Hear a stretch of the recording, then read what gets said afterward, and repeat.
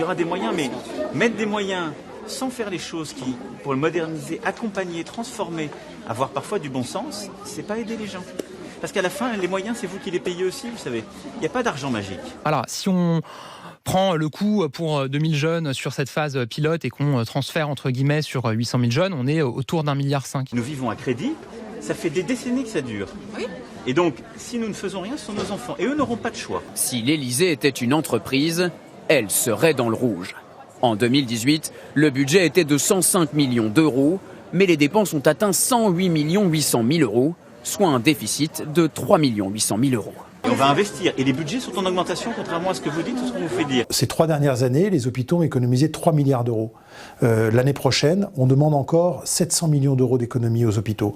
Les déficits, ils augmentent. Ils ont doublé en 2017 et ils vont s'accroître encore cette année en 2018. La situation est de plus en plus fragile. Il y a une pression sur les organisations, une pression sur les personnels.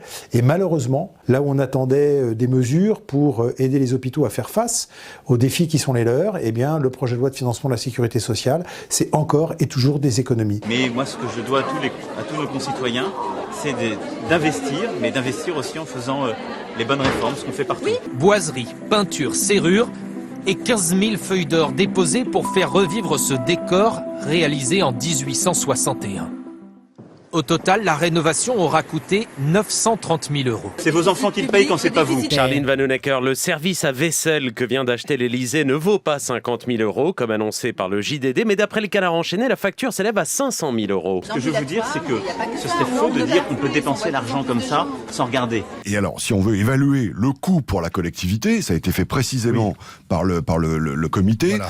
Eh bien, ça représente 4 milliards et demi par an. Un peu moins que ce qui était prévu, mais enfin, c'est quand même 4 milliards et demi. Oui, pour investir dans la santé, c'est essentiel, mais oui, pour le faire bien. 39,2 milliards d'euros, c'est le budget de la mission Défense en 2021.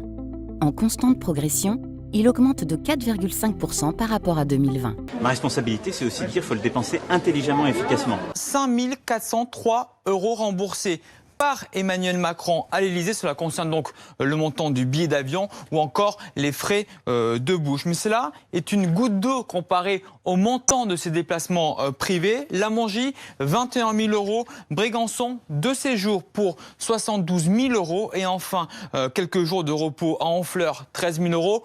Pourquoi de tels montants ? Eh bien, c'est dû principalement au dispositif énorme de sécurité autour d'Emmanuel Macron qui travaille 24 heures sur 24 aux côtés du président. Il n'y a pas d'argent magique.